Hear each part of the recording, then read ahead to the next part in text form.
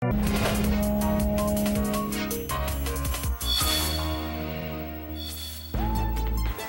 sa kalye ng Quirino Avenue, matatagpuan ng Estero de Paco. Sa ilalim ng tulay na ito ay nagtayong halos 100 pamilya ng kanilang mga barong-barong. Araw-araw, tinitiis nila ang masangsang na amoy ng ilog. Di raw nila ginusto ang ganitong klase ng buhay, pero wala naman silang ibang matitirahan. Pero umaasa pa rin sila na balang araw ay may sasagip sa kanila.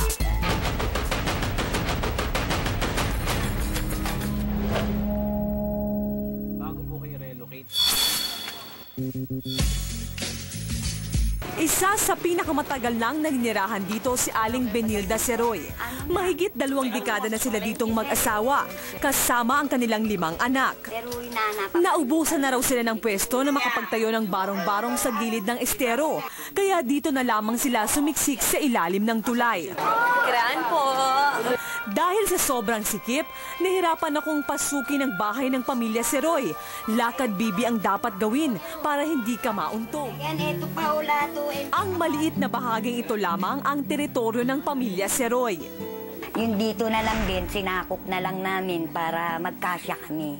Sa bali yung gamit lang, dyan lang siya. Saan tutulog? Dyan po.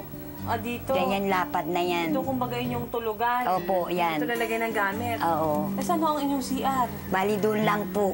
Doon. Saan? Ito na lang. Yun lang, yung bato lang na yun. Wala kami CR na magsabihin. Parang inaano lang namin, tapos ahagis lang doon sa ilog. Walang kuryente sa loob ng bahay, kaya tanging gasera ang nagbibigay ng liwanag dito. Ito yung kanilang ulunan at saka tanawin. Itong madilim at nangingitim na ilog, may nakalutang pang mga basura. Hindi ko lubos maisip na araw-araw itong kanilang nalalanghap. Ganito pong buhay namin dito sa ilalim ng tulay, lalo na kung pag tag-ulan, napakahirap po talaga rito. Pag high tide naman yung tubig, aabot yung baha dito sa sahig. Kaya lang nagtiis kami, gawa nung wala naman talagang matitirahan namin. Pero anumang alingasaw na amoy ng estero ay nakasanayan na raw ng kanilang mga anak. Sanay na talaga sila. Kumbaga sa talagang hindi na nila inaalintana yung amoy kung anong klaseng amoy. Bukod sa mga sakit na maaaring makuha ng pamilya sa pagtira rito, bukol sa ulo rin ang inaabot nila sa tuwing mauumpog sa biglaang pagtayo. At sa tuwing lilipas ang araw, iisa lang ang palagi nilang dasal at inaasam-asam. Magkaroon ng sarili, matawag na sarili, na makahiga ka man lang ng maayos sa sarili mong bahay. Iniisip ko, para rin sa kapakanan ng mga anak ko, maglalakihan sila. Dininig ng langit ang panalangin ni Aling Benilda. Kabilang sila sa mga unang batch ng pamilyang mabibigyan ng bagong tahanan ng ABS-CBN Foundation sa pamamagitan ng Bayan ni Juan sa Calauan.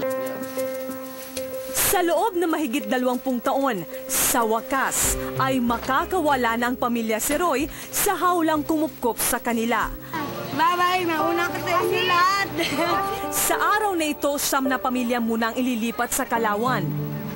Matapos mag-empake, handa na sila para lisanin nila ang Estero de Paco.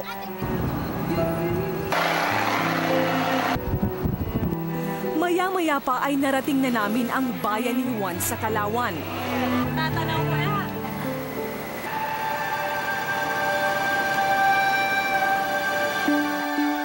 Ito ang unang pagkakataon na magkakaroon ng sariling bahay sila Aling Benilda. Huwag ka na umiyak dahil ito na, ibibigay na niya ng bayan ni Juan ang iyong susi. Ayan.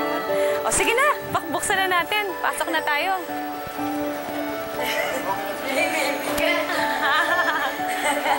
Matagal natin bubusin. May bahay ka na. May bigas ka pa. May tubig. May kuryente na to, di ba? Oh, may kuryente na. Bibigyan pa siya ng hanap buhay. Agad na pumasok sa loob ang pamilya. Masayang nilibot ang bago nilang bahay. Halos di makapaniwala sa biyayang kanilang natanggap. Pasalamat ako kahit papano natutukan kami na mabigyan kami ng bahay na ganito. Napakaganda pala, ang sarap ng pakiramdam na meron kang ganitong bahay na dadatnan. Mapapasami na itong lugar na to balang araw. At sana mabago na rin yung takbo ng namin na mag-asawa. Maraming salamat po. At naiyahon nila kami sa ganong klaseng lugar na pinagkitaan nila sa amin. Makalipas sa mahigit 1 linggo, binalikan namin ang pamilya Seroy. Naabutan namin silang abala sa pagtatanim at pag-aayos ng kanilang paligid. Di tulad ng dati, halata ko agad ngayon ang saya ng pamilya. Masaya na ako dito dahil hindi na kamukha nung yumuyuko kami na halos lahat ng basura nasa paligid namin. Pero ngayon talagang para kaming naginhawahan. Siguro lahat ng mga tao nandito, ganun din ang pakiramdam.